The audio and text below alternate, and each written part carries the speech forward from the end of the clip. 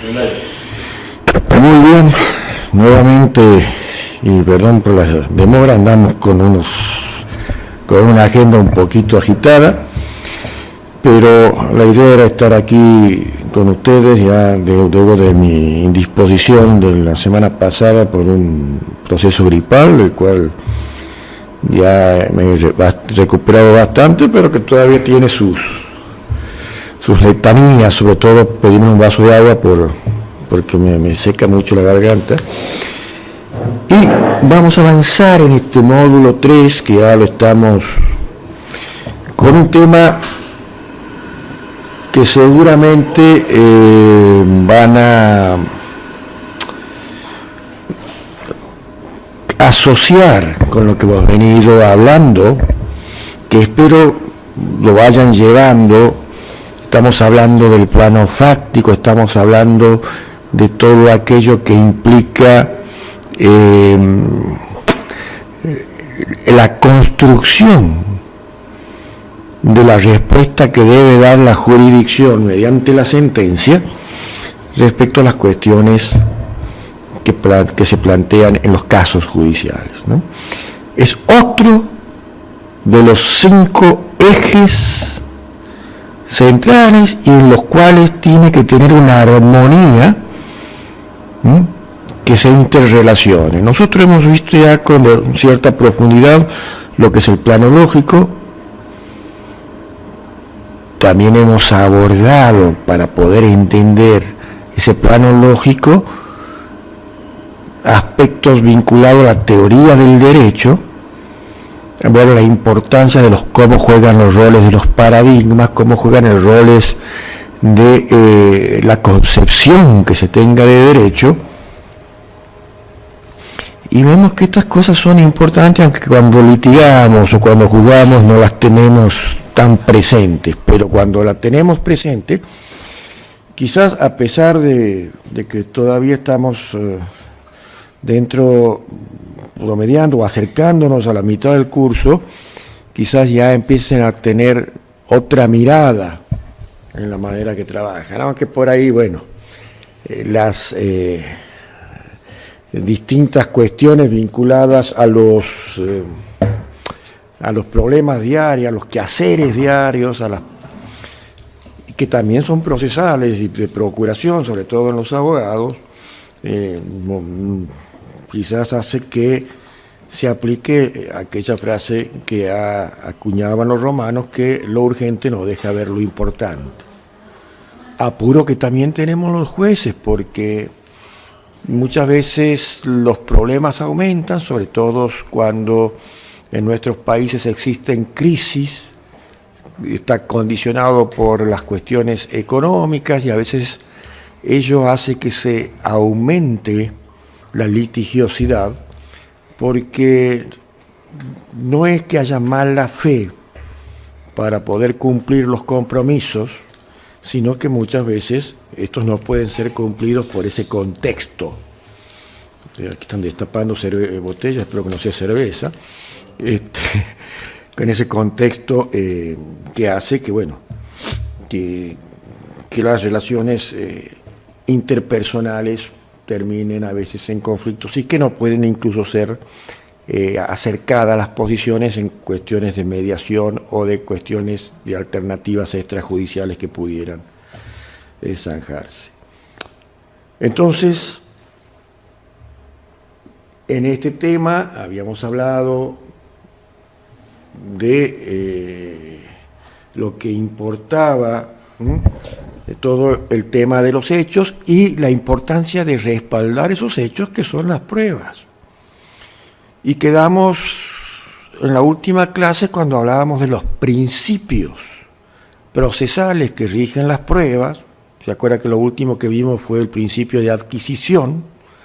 También habíamos visto esa aproximación, cómo debe el juez empezar a justificar y valorar tanto los hechos como la prueba, y el papel esencial que juega el principio de congruencia, principio que está sobre todo presente en lo que es una sentencia, básicamente en la construcción del plano fáctico de la sentencia, porque si no se lo tiene presente, entonces podemos caer en lo que también vimos que son aquellos vicios que lo conocemos como ultra, extra o citra petitia, que también ya habíamos hablado.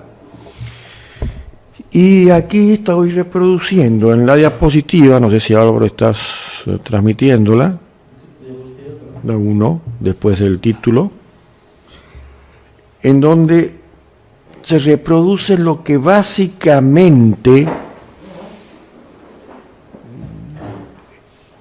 se repite en casi todos los códigos procesales latinoamericanos, sobre todo en los códigos civiles y comerciales, ¿no? Pero que también es una de los fundamentos normativos que muchas veces los jueces, aplicando un principio, digamos, de oportunidad respecto a la pertinencia de la prueba, se aferran para tener que justificar en menor medida o directamente excluir elementos probatorios. Cerrar la puerta, por favor, bajen ese volumen que no... La disposición a la que me refiero dice más o menos así como aparece en la diapositiva: salvo disposición legal en contrario, los jueces formarán su convicción respecto de la prueba de conformidad a las reglas de la sala crítica, lo habíamos visto, y también hay otra que seguidamente dice que no tendrán la obligación de esta evaluación de aquellas pruebas que no sean pertinentes y que no sean dirimentes, en el sentido que va a ser la clave para resolver la cuestión jurídica por esta decisión. Bueno, y ahí hablábamos también la vez pasada de que, bueno, si ese descarte tendría que tener justificación o no, y que muchas veces los abogados creemos que si para el juez no tiene importancia, desde la postura que se tiene en cuanto al derecho del interés que defiende, quizás se descarte alguna prueba que sí tenía trascendencia respecto a los hechos alegados. Y volvemos a revisar un concepto que habíamos hablado en clases pasadas, ¿no? En el sentido de que, como dice también allí en la diapositiva que le he puesto, el concepto de sana crítica se va descantando, porque no hay discusión que dentro de eso están los principios que ya hablamos la otra vez, la lógica con sus principios de identidad, de no contradicción o contradicción, de razón suficiente, de tercero excluido, bueno, y otros principios más que agregamos aparte de eso, como el principio de causalidad, si ustedes recuerdan, ¿no?, que también lo tuvimos presente. Pero hay otros que los repetimos también, como loros, como decimos aquí, pero hemos reflexionado el alcance, cuando decimos anacrítica, reglas de la lógica, y después viene la otra, que les aviso que es un tema muy polémico, por eso me gustaría que tengan bien, les puse incluso unos artículos ahí vinculados a la epistemología de la prueba, que iba a ayudar mucho para que podamos debatir, porque lo lindo de esta clase es debatir, y antes hablaban mucho, y ahora están casi todos callados. Por ahí el doctor Auteber, que nomás que viene, el único que resiste a venir, ya los otros ya ni vienen, el que incentiva con un ejercicio dialéctico aquí, pero extraño también a los amigos de la cursado virtual que andan muy callados últimamente.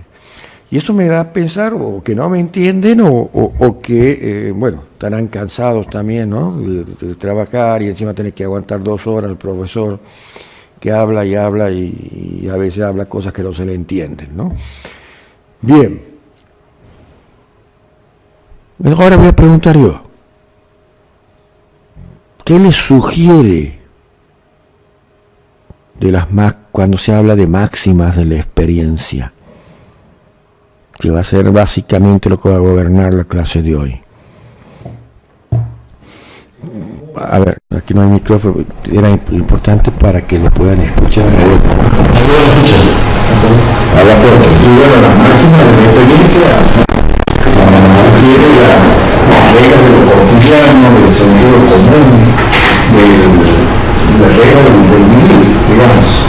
Eso me sugiere la regla de vida, de la experiencia. Ahora, lo que no me está quedando claro, ¿por qué está discriminado en el último punto la obligación de fundamentar la sentencia cuando la sentencia se fundamenta también por todos los puntos anteriores? Por la lógica, por la regla de... Porque está puesto como que si vamos a decir que aplicamos las reglas de la lógica y también las máximas de la experiencia para ir con esa manda procesal de valorar hechos y pruebas conforme a la crítica, tenemos que justificar de qué modo lo hacemos. Siempre está, porque a veces... Sí. ¿Qué tal? ¿Cómo está, doctora? Pase ahí, le invito a sentarse al lado del doctor, a usted ver que, como acá, como guste. Pero a través de la lógica también fundamenta la sentencia. No solamente de la lógica, o no solamente de la lógica formal, porque piense, aquí vamos a entrar ahora a hablar de las máximas de la experiencia. Y le aviso que desde hace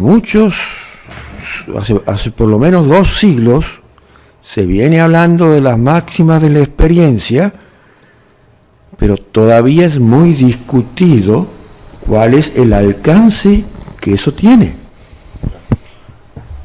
Ahora, si uno se pone a pensar en profundidad, como a veces me pasa, y a leer, y cuando más leemos más dudas tenemos, decir, bueno, el juez aplica máximas de la experiencia, las aplica consciente o inconscientemente. ¿En dónde aplica esas máximas de la experiencia? ¿Es un aspecto subjetivo? Cuando la respuesta debe ser lo más objetiva posible. Todas estas interrogantes es lo que después va a incidir profundamente en lo que el común o el técnico tiene como la sensación de que hay justicia o no hay justicia.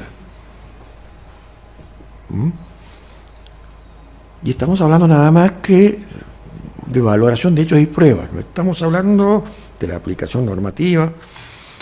Entonces, también va a incidir reglas científicas, más allá que estén vinculadas a la lógica pura, formal o no formal.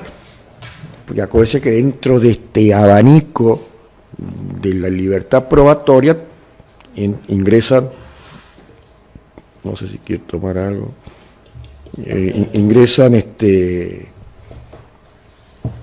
ingresan factores como las periciales, técnicas, informes médicos, psicológicos, en el cual también hay cuestiones científicas. Y el juez, sin ser experto en eso, tendrá que estudiarlas, informarse, no reemplazar los criterios científicos de los expertos, jamás. Pero sí va a tener que definir, sobre todo que, como pasa muchas veces, que tiene varios pruebas de este tipo y que a veces hay conclusiones diferentes, sobre todo en aquellos procesos que intervienen también consultores técnicos de parte, aparte de la pericia oficial, o, por ejemplo, muchas cuestiones complejas en donde hay un tribunal de peritos, y donde no está muy pacífica la cosa. Pero el juez no puede decir, bueno, no tengo claro, no voy a resolver. Podrá utilizar todas las herramientas que el proceso le asigne, como llamar a dar explicaciones y todo lo demás. Estoy hablando en general en todas las facetas, ¿no? En todas las ramas del derecho. Pero va a tener que echar mano a esto. Y esto va a tener que estar fundado. Por eso vamos a ver más adelante lo que es la justificación interna y externa de la sentencia. ¿Y las reglas de la experiencia guardan algún tipo de relación con la ideología que tenga el juez? ¿Vos qué opinas? ¿Y usted, doctor? Es que generalmente el abogado litigante muchas veces, ¿qué es lo que primero nos inclinamos a saber? ¿Qué ideología tiene el juez? ¿Para dónde vamos a poner la demanda? Esa es la realidad. Entonces muchas veces o podemos coincidir o no. Pero... O sea, sin decir que tiene una ideología mejor, hablamos de una ideología en el sentido de adhesión a algunos de las escuelas de la teoría del derecho y al concepto de derecho. O de varias, sí. ¿Hay alguna pregunta? Pregunta de Ángel José Rosa. ¿Las máximas de la experiencia sería el componente subjetivo de la decisión? Bueno, para algunos sí, para otros no tanto, y para otros no. Habla de cuestiones más universales. Por eso vamos a ver, por eso les digo, quizás la parte más compleja dentro de la estructura de la sentencia no es la lógica, porque la lógica dentro de todo tiene su estructura, su sistema. Pero aquí la máxima de experiencia es un concepto mucho más abierto y que, como le digo, no es pacífica la doctrina, ¿no? Vamos a adentrarnos un poquito más. Vamos a ver primero desde la visión de los grandes autores procesalistas latinoamericanos que han entendido por sana crítica, y ahí lo vemos a Hugo Alsina. Aquí los argentinos lo conocemos mucho porque si nuestros padres eran letrados, estudiaron Alsina, nosotros también, y seguimos leyéndolo todavía. Dice, las reglas de la sana crítica no son otras que las que prescribe la lógica y derivan de la experiencia. Ahí está refiriéndose a las máximas. Las primeras con carácter permanente y las segundas variables en el tiempo y en el espacio.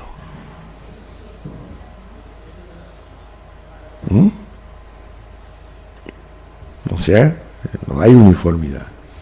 Eduardo J. Curutur, el gran procesalista uruguayo, dice, las reglas de la sana crítica como reglas del correcto entendimiento humano, contingentes y variables con relación a la experiencia del tiempo y del lugar, pero estables y permanentes en cuanto a los principios lógicos que debe apoyarse la sentencia.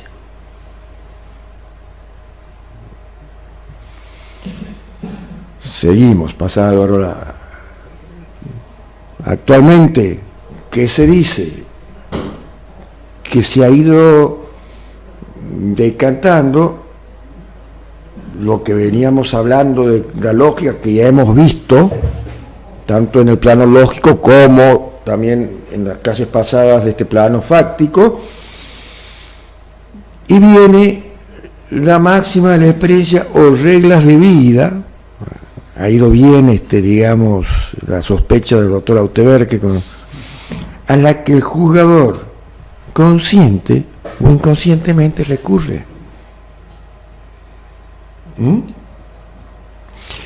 Entonces, vamos a ver qué dice quien mejor ha desarrollado este concepto de las máximas de la experiencia en un librito ya en el siglo XIX, principio del XX,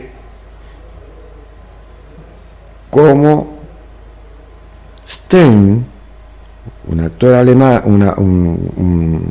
un autor alemán, que el otro día le traje el librito, ahora me olvidé de traerles, y que dice que son definiciones en juicios hipotéticos del contenido general, desligados de los hechos concretos que se juzgan en el proceso procedente de esa experiencia de vida. ¿Y por qué habla él que son desligados de los hechos del proceso? Porque son abstracciones que casi siempre ocurren, se refiere a fenómenos cotidianos, que pueden ser aplicables a la causística del caso. Pero ahora, ¿no estaría muy pegado un subjetivismo? Y el juez, de este modo, no estaría introduciendo cuestiones ajenas a la causa, que en cierto modo podría llevar a quebrar esa derivación razonada del derecho vigente que hablábamos de la razonabilidad en relación a las circunstancias comprobadas de la causa. Pero es inevitable que el juez tenga su subjetivismo, eso es... Y bueno, pero una cosa es un subjetivismo y otra cosa es introducirla como máxima de la experiencia válida que autoriza la norma procesal. Por favor, les pido también a los que están en internet, cualquier duda, no tengo problema en parar y no avanzar, ¿no? Porque, como les digo, es un temita complejo pero realmente útil. El día que pasen esto entendiendo, ya pueden decir ustedes que pueden. ¿Y tiene alguna relación con, por ejemplo, habla de variable, que es variable y temporal? ¿Tiene algún tipo de relación con la moral? Porque digo, la moral del siglo XV no es lo tiene una relación con todo lo que implique experiencia de vida. Porque la moral también ha habido... Por eso siempre habla de un tiempo y lugar. Obviamente que un juez alemán, un juez sajón, con sus costumbres, tenga máximas de experiencia que no lo tiene un juez latino. Claro. Por ejemplo, porque de acuerdo a su sociedad. O un juez latino que vive en un lugar donde existe mucho componente intercultural, como podemos hablar de Bolivia o de Ecuador o determinadas zonas de Colombia, Perú, o incluso en partes de nuestro país. Entonces es una realidad que no la tiene un juez europeo, como habrá otras que existen allá que no la tenemos nosotros. Entonces eso va a determinar mucho esas máximas de experiencia, pero sí debe tener,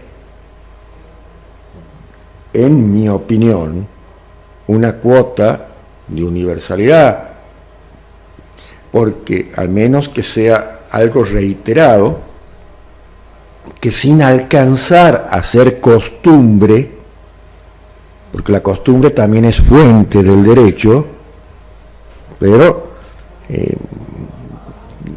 si no, no habría problema, no hablaríamos de máxima de la experiencia, hablaríamos de costumbre. Pero no, esto es un estadio intermedio, digamos, que no llega a ser costumbre, no llega a ser un principio científico, lógico, pero sí un elemento que también condiciona, porque la sentencia debe tener una conexión contextual al lugar donde se la va a aplicar.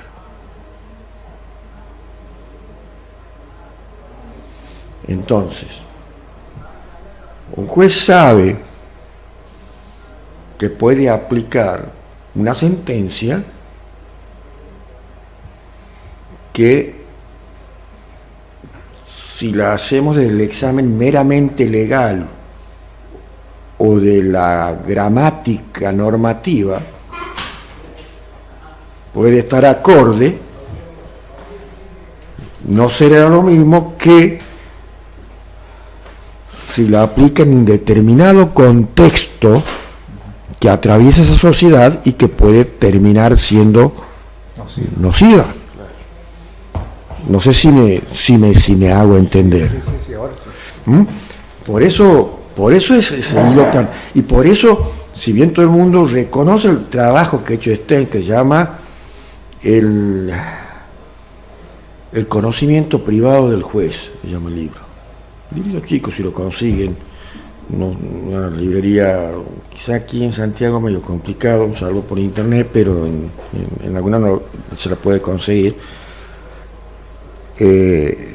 Desarrolla todo esto y hace un estudio profundo, ¿no? Por eso lo traigo a colisión aquí. Y algunos tribunales, y he tomado, digamos, una media latinoamericana para estar acorde con todos los inscriptos en este curso, podríamos esquematizar como que también para construir ese esquema de regla de experiencia es necesario trabajar con premisas, trabajar con silogismos.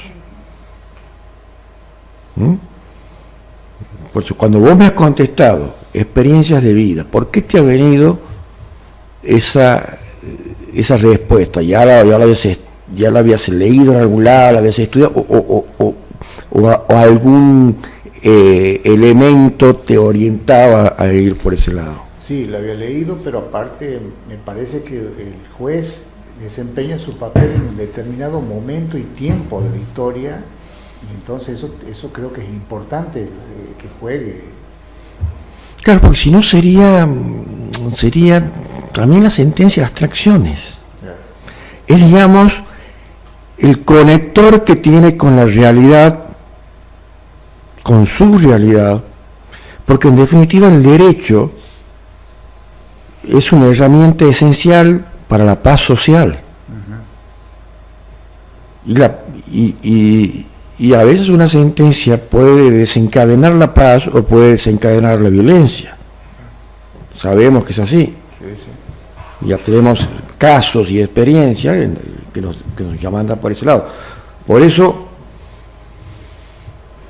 este esquema, la premisa mayor sería esa o lo que se pretende considerar una máxima de experiencia. Una premisa menor, que sería una verificación, sería un dato demostrado que tiene esa vinculación para alcanzar una síntesis que sería la conclusión, ¿no? Y aquí ponemos el ejemplo.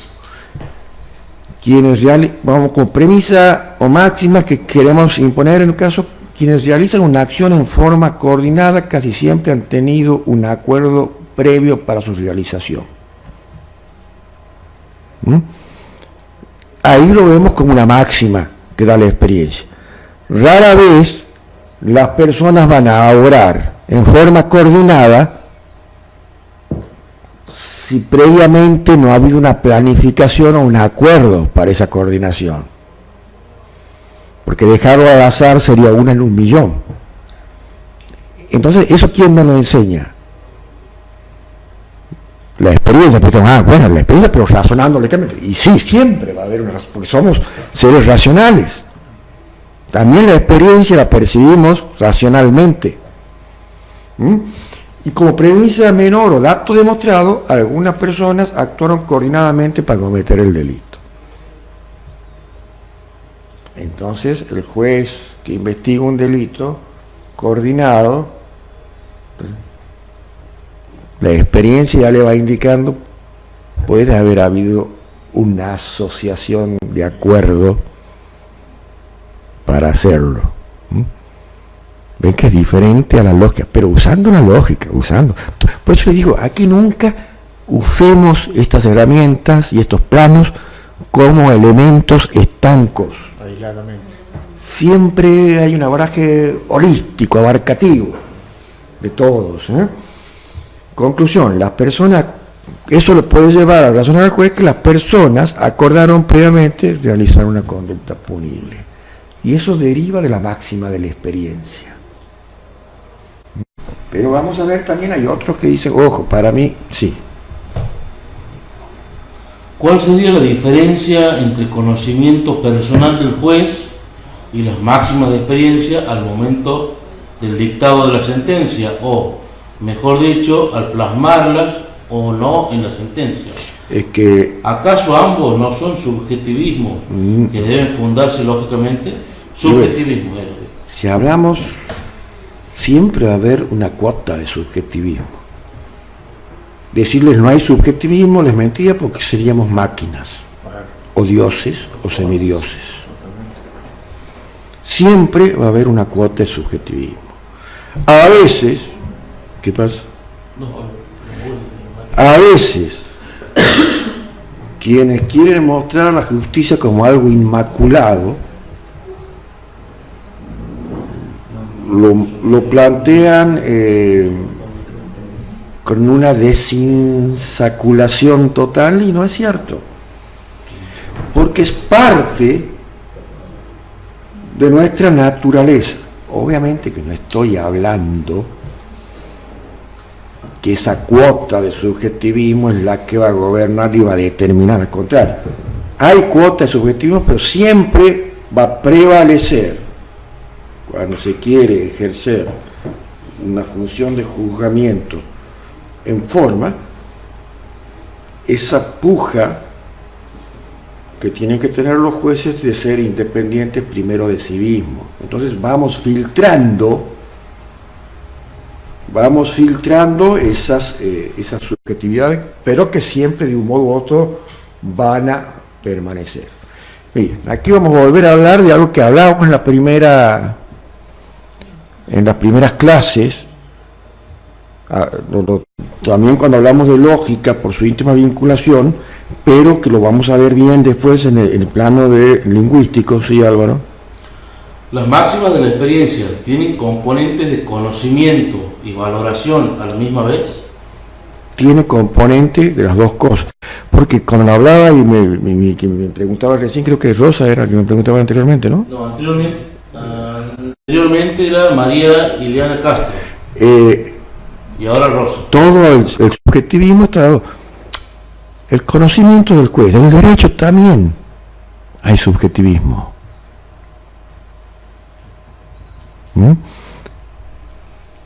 Porque es parte, vuelvo a repetir, de nuestra naturaleza.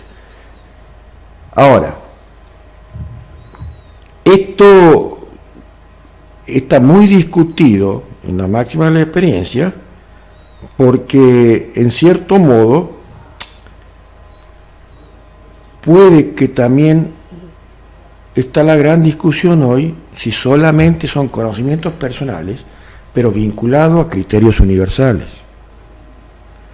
Cuando hablamos de las leyes físicas, también lo palpamos de la experiencia, de nuestros sentidos, Entonces, cuando al juez le plantean en el relato los hechos, han sido de día, de tarde, de noche, había luz o no había luz,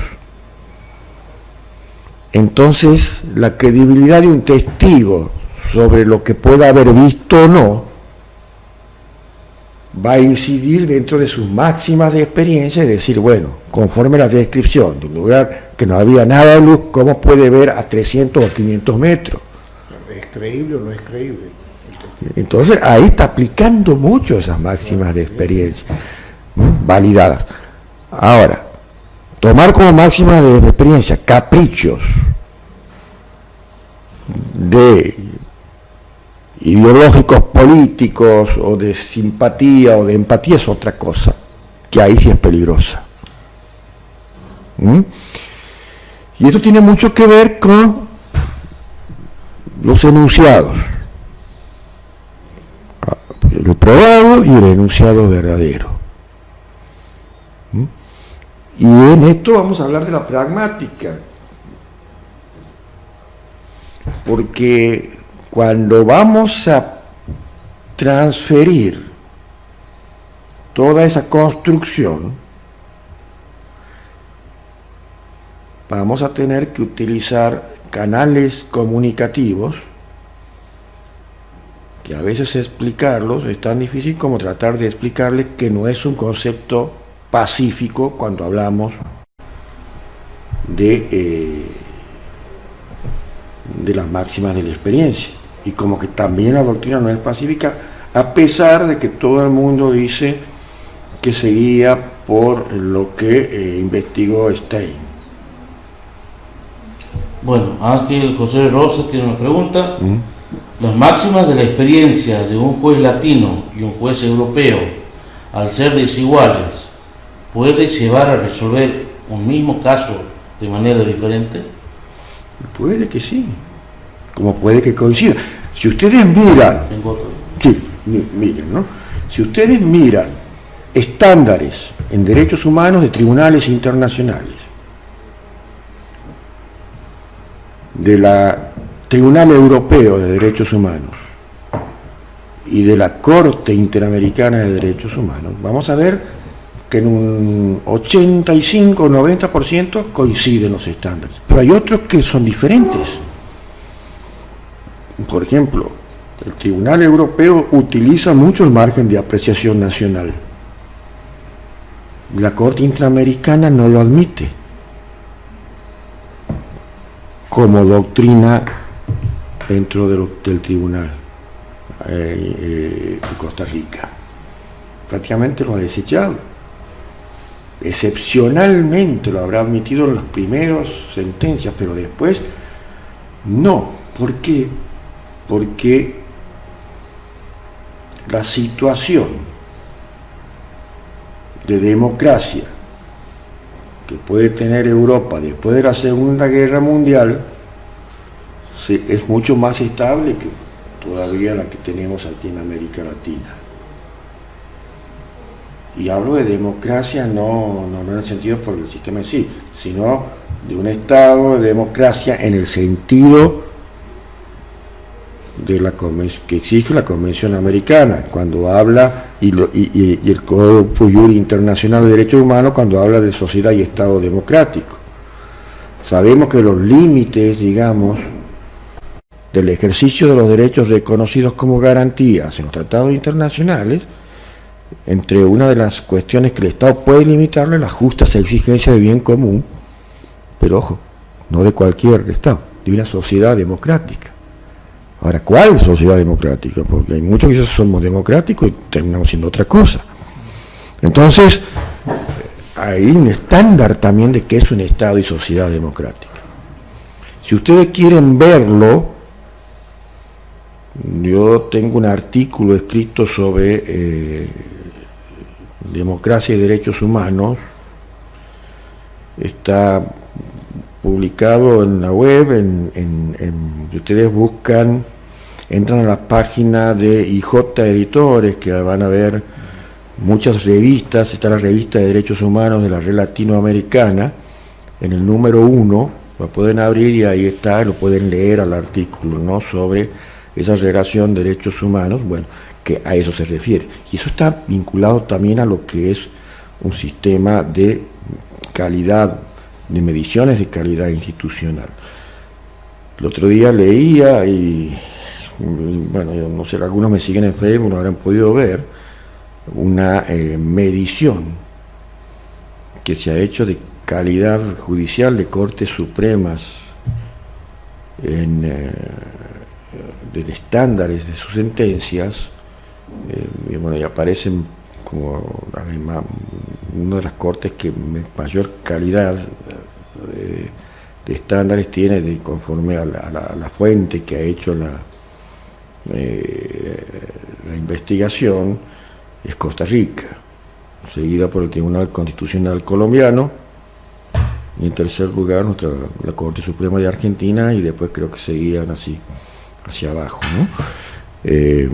Sí. ¿Y qué dice la doctrina de apreciación margen nacional? Ese que estamos El margen de apreciación nacional, medio aquí en la Corte Interamericana es medio como dejarle al zorro que cuide la gallina. Es lo que quería, El derecho interno.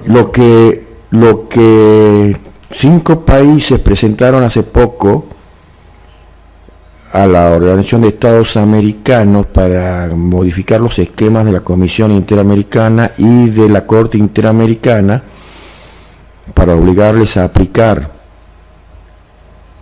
ese margen de apreciación nacional, que siendo que quien está en mejores condiciones de verificar si en una situación hay violación de derechos humanos es el mismo país que lo viola, más o menos así.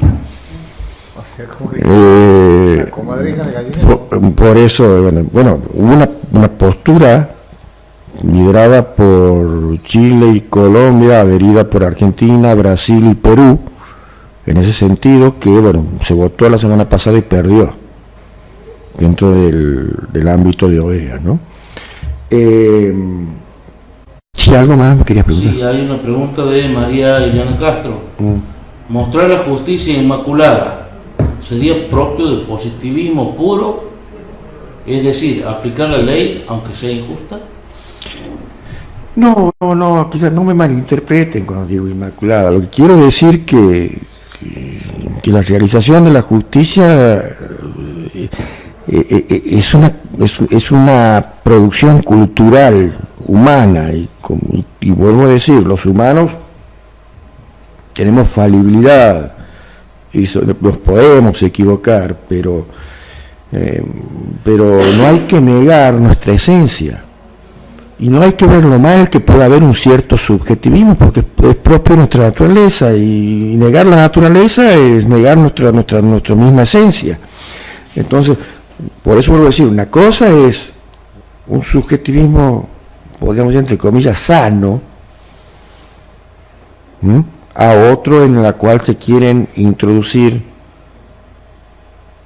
valores que también nuestra connotación racional sabemos que no va acorde al ideal de justicia. Y esto quiere decir también, hoy día hablaba con los amigos allá a la hora de comer, sobre la moral kantiana. Y ese ya a mí uno me recordaba a esta persona, Kant decía, bueno, cuando miro al cielo veo las estrellas, pero cuando miro hacia adentro veo mi moral. Entonces, como diciendo, todos en cierto modo sabemos cuál es el límite y no, más allá también de nuestra falibilidad, ¿no? Tengo Sí. dos preguntas más, están preguntones hoy. Se mojó la oreja. Ángel José Rosa. Pero entonces, ¿la máxima de la experiencia es el elemento más importante para decidir? Pregunto, ya que si un mismo caso puede resolverse de manera diferente, sería determinante. Pregunta 2. ¿Las máximas de la experiencia podrían equipararse a la jurisprudencia de los tribunales? No, porque no hay que estamos hablando que es la parte de un todo, pero no hay parte más importante. Aquí está totalmente equilibrado, porque es como decir cuál es el plano de la sentencia más importante. Si tengo que decir que el plano de la sentencia más importante es el plano fáctico, porque dentro del plano fáctico vamos a ver las máximas de la experiencia, estoy partiendo de una falacia. Porque es tan importante como el plano fáctico, el plano normativo, el plano lógico, el plano lingüístico y el plano valorativo o axiológico. Entonces, hay que verlo dentro de esa conjunción, dentro de ese esquema de interrelación. Y es un elemento más tan e igual importante que los otros. Tan igual importante que los otros. Y esto que vamos a ver ahora tiene vinculación con lo que es los enunciados probados y enunciados verdaderos. Lea, doctora, usted ver que cada uno los ítems lo vamos desarrollando. En pragmática, un enunciado es un acto de habla mínimo, realizado mediante una oración o una expresión sintáctica más pequeña que una oración. Informalmente se usa enunciado como sinónimo de oración, aunque pragmáticamente existen diferencias. Bien, ¿de qué sirve todo esto si no lo exteriorizamos? Sobre todo en una sentencia, de nada. Porque el juez, cuando aplique esa máxima de la experiencia, va a decir, era de noche,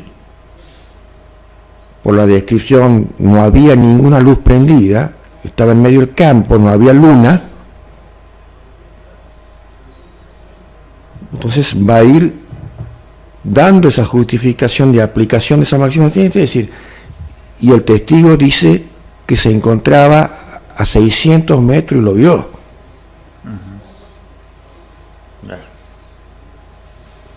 ¿Mm? Y eso lo va a tener que hacer a través de un enunciado basado en la pragmática, porque va a hablar de signos. Los signos son, hay luz, no hay luz, va a utilizar lenguaje y va a hacer una sintáctica de esa elaboración que ha tenido como representación en su fase interior, para conformar esa oración con la que va a comunicar ese pensamiento. Síguenlos. En lógica, a veces se entiende por enunciado una oración que puede ser verdadera o falsa, como está lloviendo, hace frío o Venus es un planeta. En este sentido, los argumentos lógicos se componen de enunciados, las premisas y la conclusión. Esto un poco de lo que hemos visto, lo venimos diciendo, y está presente en todo. Que si no fuera importante la lógica, se hubiera quedado allá en el módulo 2. Un enunciado puede ser declarado, probado como verdadero, pero ser falso. No sé, eso no se entiende. ¿Qué quiere decir? Yo lo veo muy clarito. ¿Cómo? Cuando vos condenas a un inocente, esa es la verdad judicial. Eso lo tengo por cierto. Quizás porque se han fragado pruebas, quizás porque se ha modificado el escenario del delito, y puede ser declarado probado, y con el tiempo hay arrepentidos o aparecen otras evidencias y era falso. Pero en su momento sus enunciados eran probados y verdaderos. O sea, verdadero judicialmente, digamos. Entonces, vemos cuál es la diferencia de un enunciado probado y un enunciado verdadero. Por eso decimos siempre que a la verdad que podemos acceder en los procesos judiciales no es absoluta ni objetiva, sino aproximativa. Un enunciado puede ser verdadero y nunca haberse probado su verdad. Como hay cosas que eran verdaderas, afirmaciones en el juicio que eran verdaderas, pero por falta de prueba, no hay.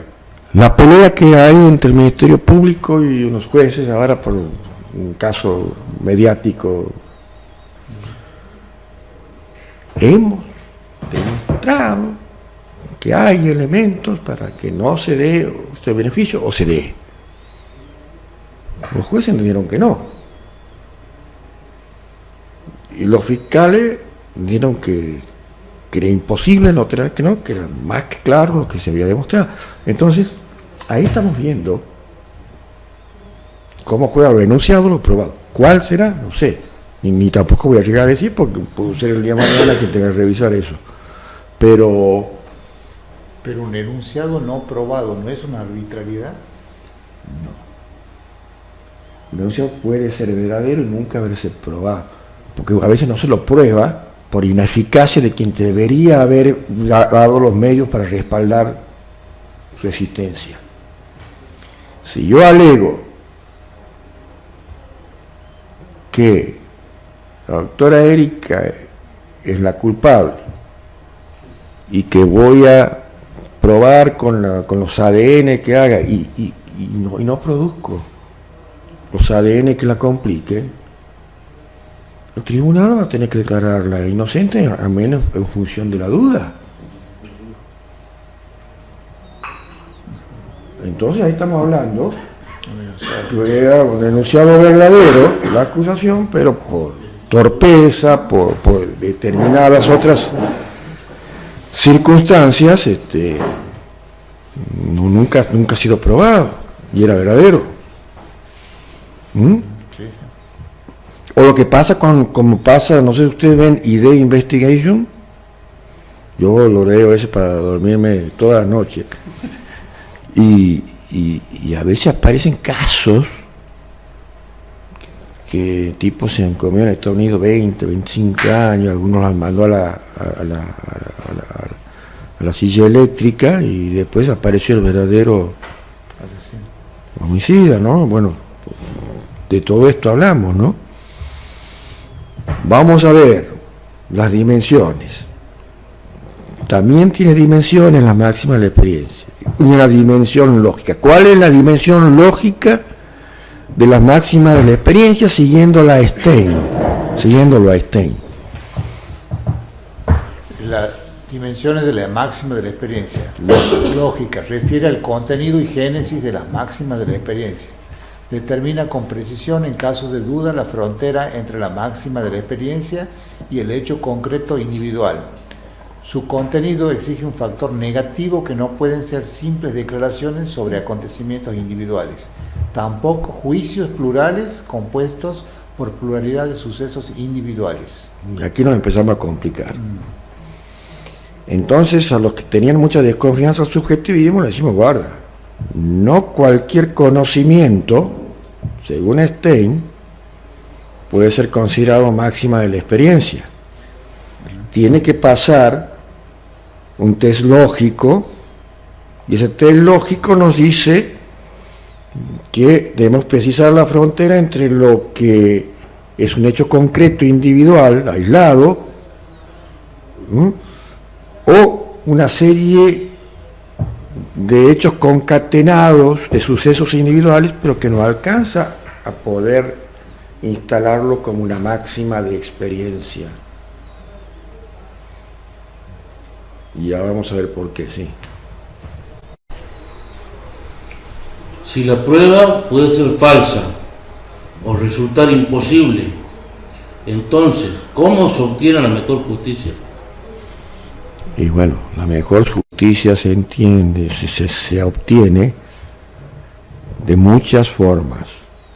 Primero, que los operadores estén altamente capacitados. Si son cuestiones vinculadas al crimen, tener las herramientas necesarias como para poder profundizar la investigación. Estar muy capacitado en criminalística. Por eso, tenemos que empezar a hablar de muchas cuestiones.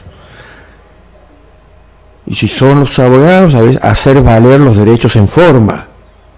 Son cosas que se ven todos los días, que no se hacen valer los derechos en forma, no se agravian lo que se deban agravar. No quiero decir todo, pero hay casos. Y a veces también que quien deba, los operadores que deban administrar el acto jurisdiccional, también tengan la preparación suficientemente como para pensar en todas esas cosas y tener en cuenta cuáles son los factores de riesgo que alejarían del deber que exige la función conforme los estándares constitucionales y los estándares legales infraconstitucionales.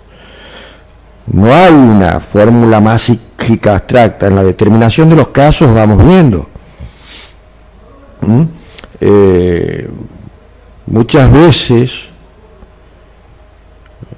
las defensas técnicas son tan desastrosas que en muchos de los países, sobre todo en México y en Perú, los mismos tribunales suspenden la audiencia y piden que cambien el defensor porque hay una total falta de asistencia técnica adecuada.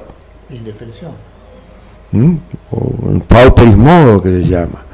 Entonces, eso también, por ejemplo, puede ser un factor.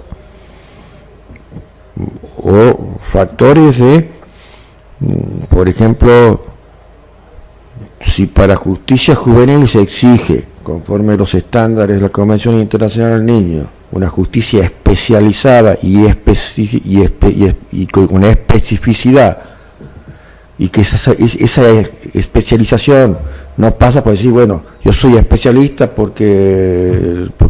sino que tiene que estar certificada, bueno, que se cumplan esos estándares. Son formas, ¿no?, en que se va tomando esas pautas. Vamos a pasar a la otra dimensión de las máximas de la experiencia según Stein, doctor Uteberg, que está de locutor oficial. Dentro de la actividad jurisdiccional en que el juez desempeña su actividad, sirve para aclarar la posición del juez en relación a las máximas de la experiencia, especialmente en instancias superiores. Bueno, ahora pasamos a otra dimensión, la procesal. Esto está vinculado también al lugar. Obviamente que se introduce una máxima de la experiencia, vinculado al lugar donde ejerce, seguramente esa máxima de experiencia también la va a conocer quien deba revisar la sentencia, porque estamos hablando, el problema es a veces cuando va a instancias que tienen que salir más allá de las idiosincrasias y de las cuestiones. Por eso es un elemento esencial también para la determinación de las competencias. Por lo generalmente cuando hay conflictos de competencia, más allá de las competencias materiales, ¿no es cierto?,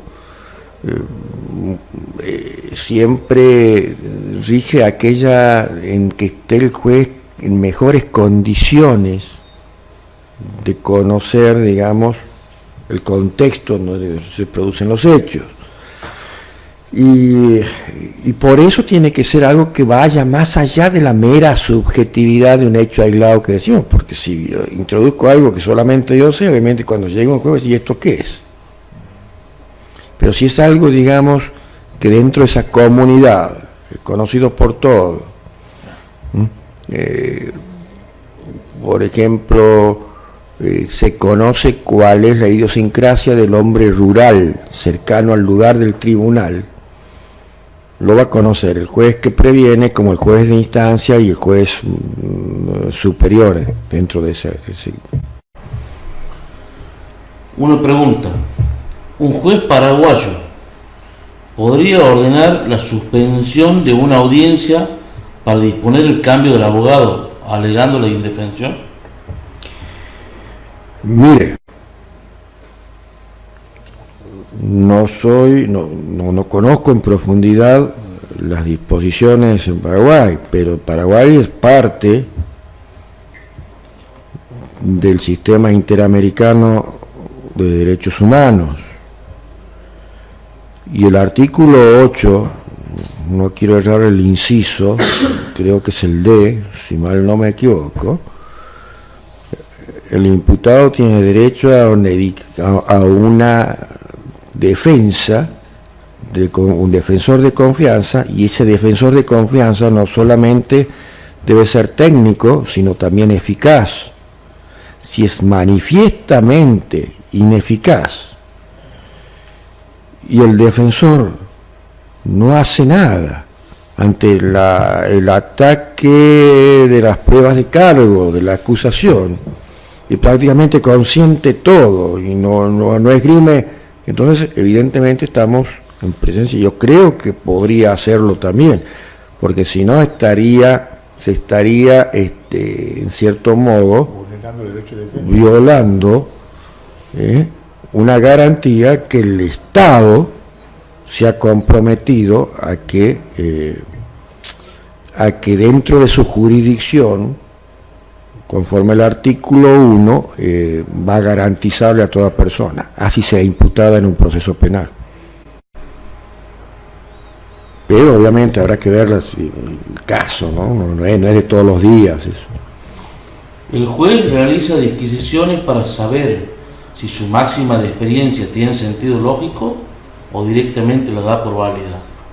Bueno, acabamos de ver que tiene, según Stein, dice que tiene que pasar por una verificación lógica, también otra procesal, y vamos a ver la tercera, y vamos a ver las conclusiones sobre reglas de experiencia, también basadas en Stein. Lea. El principio de las reglas de la experiencia nos permite inferir que el juez es el principal sujeto a la hora de aplicar dicho principio. Aquí se pone en práctica su racionalidad o lo que es denominado como sentido común, basado en hechos y circunstancias que lo podrán conducir a una toma de decisión, por la cual deberá explicar a los sujetos procesales el porqué del sentido de su fallo. En este punto se pondrá a prueba su experiencia y las reglas que ha usado acompañadas por el ordenamiento legal. O sea, no está tan librado al capricho o a la arbitrariedad, como pueden ver, porque también debe ser justificada y debe ser una práctica racional, como claramente surge del texto que he tomado de Stein.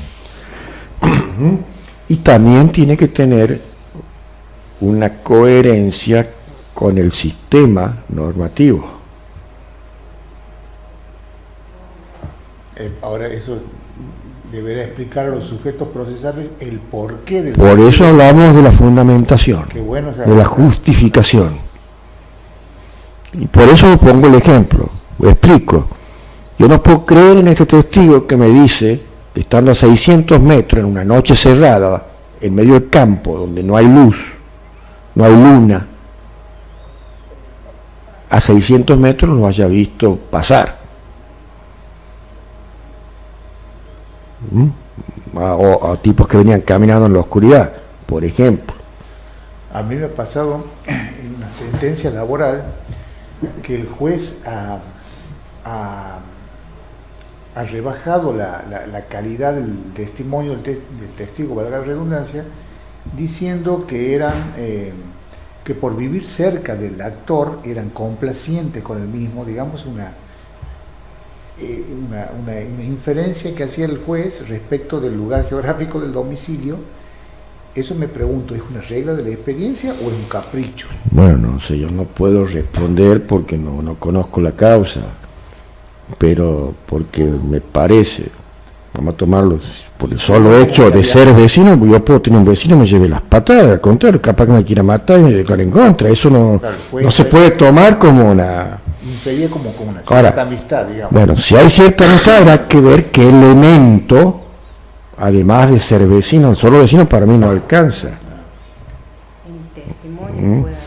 O sea, eso no es una regla de la experiencia, que por ser vecino es necesariamente de... Bueno, puede decir, bueno, en el campo son todos amigos, sí, pero a veces son los principales enemigos porque el problema de posesión, de animales, no es algo que podríamos decir es una regla, porque para ser regla tiene que tener cierta permanencia en el tiempo, tiene que tener cierta uniformidad en su reiteración, sin alcanzar a ser costumbre, obviamente, pero con esas notas.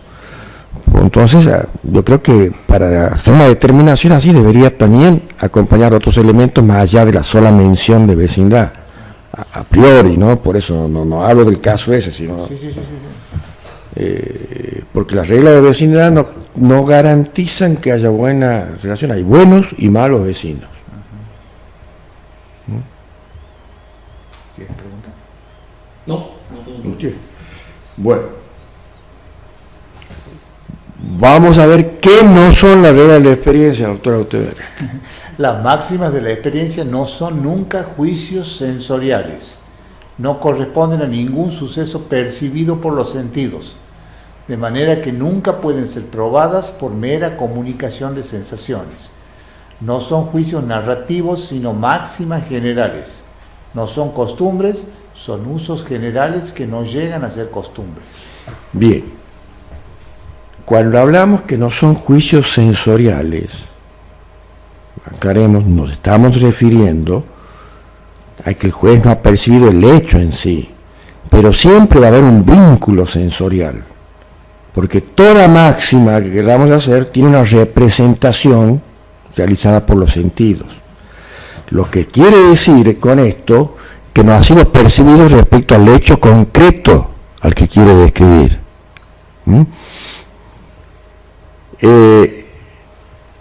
Y no son juicios narrativos tampoco, porque aquí no solamente, porque lo narrativo puede ser meramente emocional, sino que también tiene que tener un elemento racional dentro de esos distintos parámetros de control. Y no alcanzan a ser costumbre, porque para hacer costumbre tiene que tener una repetición por un periodo muy largo, por lo general venir ancestralmente, y a veces las reiteraciones necesarias para hacer máximas de experiencia en determinadas cuestiones pueden ser en menores espacios temporales, ¿no? Por eso no llega a ser costumbre. Ahora, con esas máximas de experiencia se empiezan a repetir y alcanzan universalidad y generalidad, y va más allá del coso y transfiere los mares y todo lo demás, ya caemos podemos caer en costumbre, ¿no?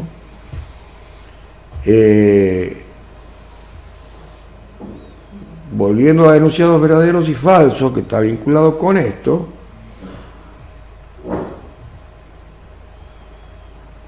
hay una reglita que también no es absoluta, que un enunciado es verdadero si y solo si corresponde a los hechos descritos por el enunciado. En cambio es falso si el enunciado no corresponde a los hechos descritos por eso. Obviamente. Parece una verdad de perogrullo, pero es así. Si estoy diciendo que estoy hablando de un auto último modelo de alta gama, no puedo en el enunciado poner que bueno, que para hacerlo arrancar le he ido a dar pala. Seguramente los más jóvenes no saben, doctora Erika, qué es pala.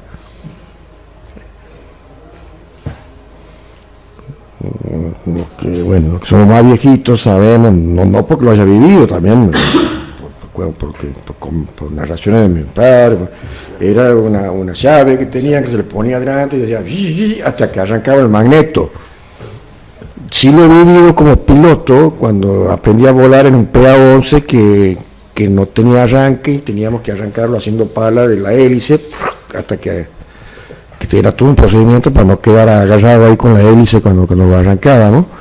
Y bueno, eso entonces, un auto actual, entonces ahí estamos hablando de un enunciado que no se corresponde. Tiene que haber una cierta coherencia en esa.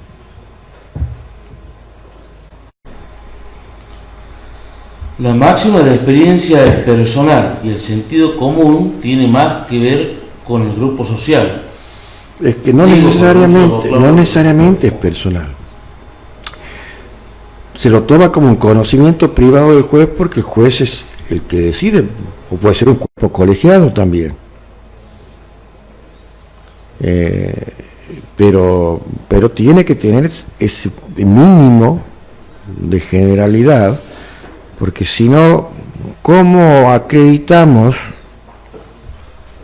que pueda ser reconocido después por un tribunal revisor de sentencia? Supuestamente va más allá de ese conocimiento solo del juez, ¿no? Vuelvo a decir, no es pacífico el tema, pero hay que tomarlo con mucha prudencia. A esa, no, prudencia, ¿no? A la aplicación. Vamos a ver los fines del proceso y los hechos. Los fines del proceso y los hechos. El proceso tiene por finalidad conocer la verdad como correspondencia con la realidad, posición mayoritaria. La finalidad del proceso es lograr la certeza o convencimiento acerca que un enunciado es verdadero. Por ejemplo, verdadero formalmente sin importar la correspondencia con la realidad. Verdad aproximativa. Bueno, aquí también hay que tener presente lo que decía, y le he puesto el otro día un video, el maestro Tarufo.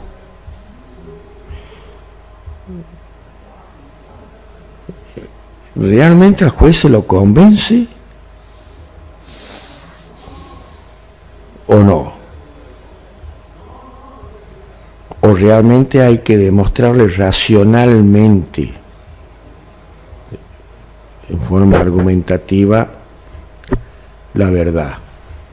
Y las dos cosas, me parece. Tarufo decía que era una reunión de filósofos, él también es filósofo, pero es muy descreído de lo que son las sentencias de los tribunales populares, no técnicos. No sé si han visto el video ese que tiraba ahí, no tiene desperdicio. Y dice, no, si un juez lo van a convencer con cualquier cosa, entonces el juez no es un tonto. Convencer así sea, hablar de racionalidad e irracionalidad.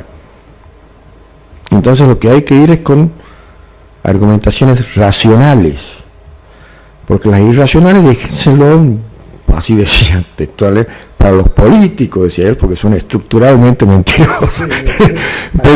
pero como diciendo, cuando hablamos de cuestiones jurídicas, cuestiones de derecho, hablamos de sentencia, de argumentar lo que son las pruebas o los hechos, entonces tenemos que tener ese viso de razonabilidad, de ida y de vuelta. Entonces serían las máximas de la experiencia aceptadas comúnmente por casi toda la sociedad. Tiene que haber una aceptación general, porque si no, tiene que ser aceptada en virtud de la forma en que hace jugar esa máxima el juez para el caso. Porque recuerden que la máxima de la experiencia no es algo que analen las partes, no es algo que surja de la causística del caso, pero es algo que se lo puede aplicar porque tiene vinculación a la cuestión causística. ¿Por qué Tarufo da tanta importancia al juez de primera instancia si en realidad deciden en instancias superiores en definitiva? No, es porque el tema a decidir queda fijado en la primera instancia. En la apelación yo no puedo como apelante introducir cuestiones que no he presentado en la demanda. O sea, siempre el juez a medida que va subiendo la instancia, no revisa el proceso, revisa lo que va decidiendo el juez de la instancia inmediatamente anterior. En cambio, el que va a revisar toda la causística va a ser el juez de primera instancia.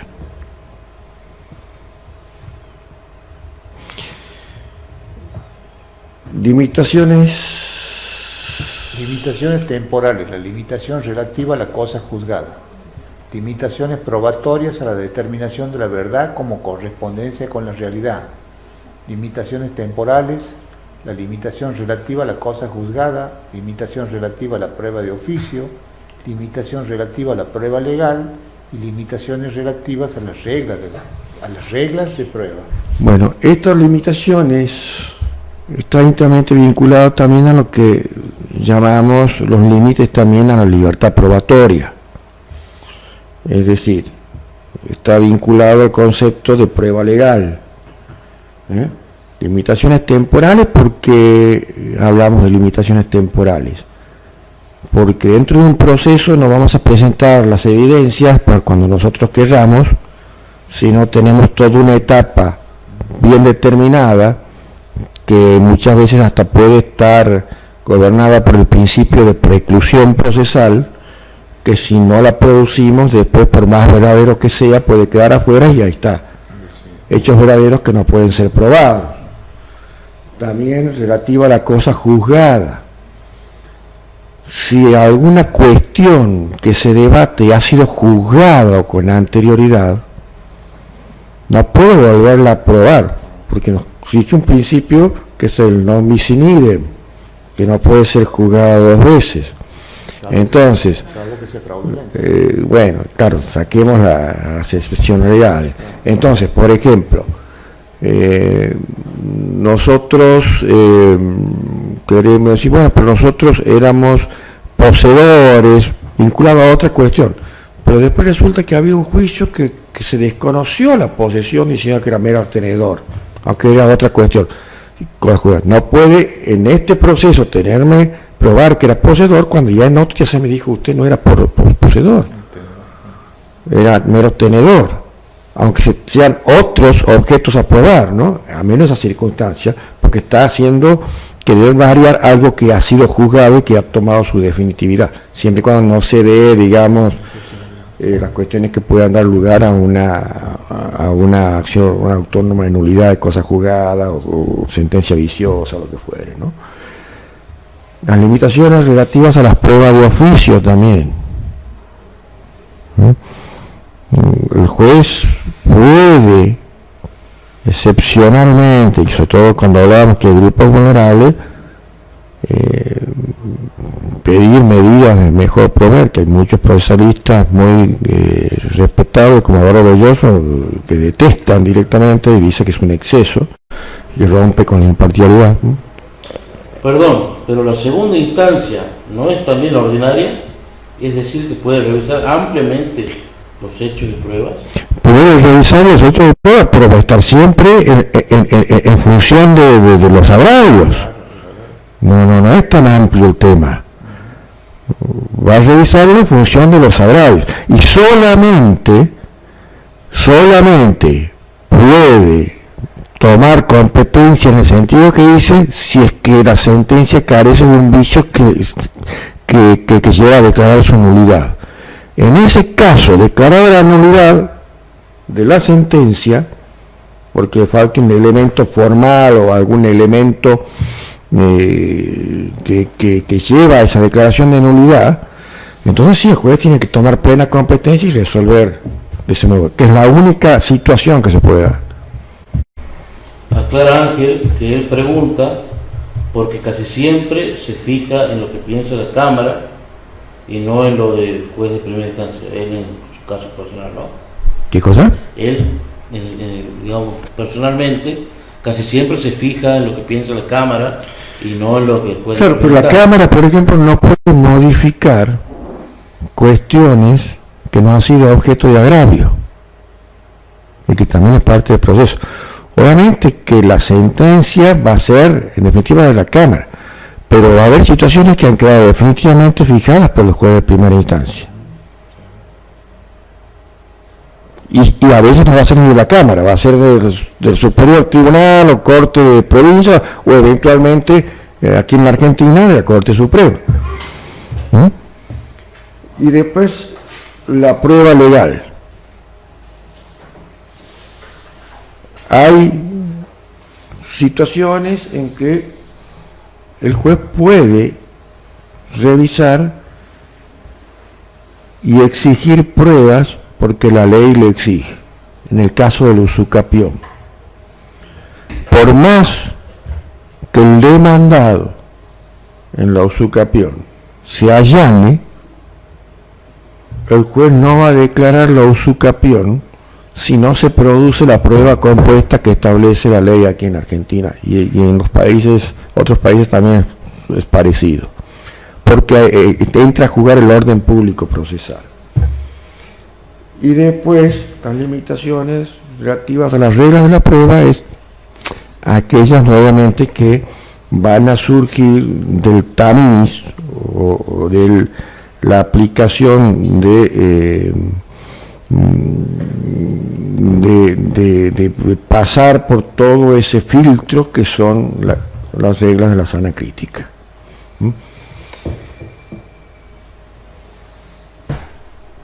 También hablamos de una verdad formal y material, ¿no?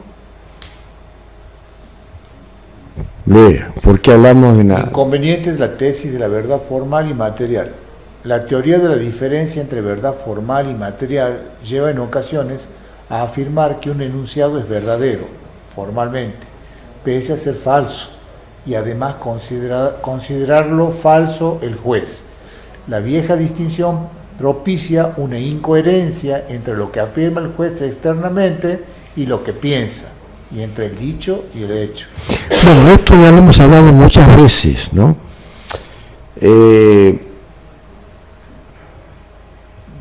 verdad formal y verdad material,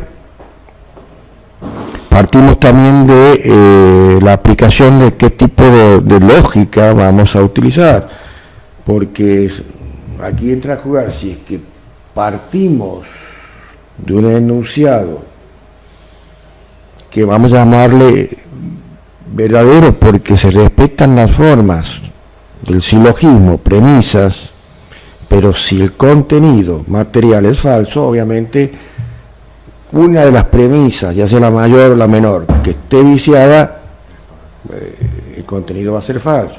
Y la otra es lo que siempre hablamos, lo pensamos de un modo y lo comunicamos de otro. Esa dificultad que a veces tenemos para lo que tenemos muy claro en el pensamiento, volcarlo al papel o a la alegación oral. Entonces se producen esos desajustes, ¿no?, entre la verdad formal propiamente dicha y la material. Veamos esto, Jordi Ferrer, otro gran procesalista español. Beneficios de la distinción entre enunciado verdadero y tenido como verdadero. También hay que hablar de enunciados verdaderos. ¿Cuándo van a ser enunciados verdaderos? Los que realmente y objetivamente han sido. Probados como verdaderos. No, han sido. Digamos que yo soy Dios y veo lo que ha pasado en ese momento tal cual así. Y otra es el tenido como verdadero, que un poco ha estado deformado por esa factibilidad humana, por eso de que viene comunicado, porque se va pasando de testigo o del perito, o porque la orfandad probatoria no la ha dejado probar tal cual ha sido, ¿no? ¿Qué dice al respecto Jordi Ferrer? Jordi Ferrer propone que en lugar de hacer una distinción entre verdad material y formal, se debe solo distinguir entre enunciado verdadero, como correspondencia con la realidad, y enunciado tenido por verdadero. Que se lo tiene por verdadero puede ser falso. Claro. Digamos. Esta última distinción resuelve el problema de la artificiosa diferencia entre verdad formal y verdad material. El enunciado que contiene la oración tenido como verdadero no afirma la verdad de otro enunciado, por ejemplo, contenido en la demanda o denuncia. Solo puede afirmar que según las reglas de prueba presuntiva debe declararse la verdad de un enunciado, por ejemplo, respecto a la inocencia, conmorencia, etc. Que puede o no corresponderse con la realidad, como tal cual aconteció. Pero esa va a ser la verdad jurídica.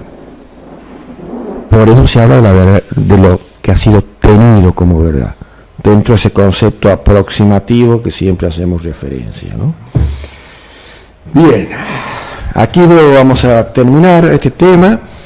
Ya en las próximas clases vamos terminando ya con el módulo 3, así que nos quedaría nada más que abordar algunos conceptos, pero más o menos vinculado al principio de congruencia con un poquito más de profundidad, y ya luego ya nos preparamos para entrar ya al plano normativo. Ya estaríamos entrando al plano número 4. No sé si queda alguna pregunta en la parte virtual. Quedamos. Hasta el momento no, pero bueno, no es un poquito. Y los doctores presentes y doctoras. Nos vamos bien. O sea que ha sido tan claro como siempre. Millones de dudas, pero bueno. Bueno, guarden más las dudas y después la conversamos en la próxima clase.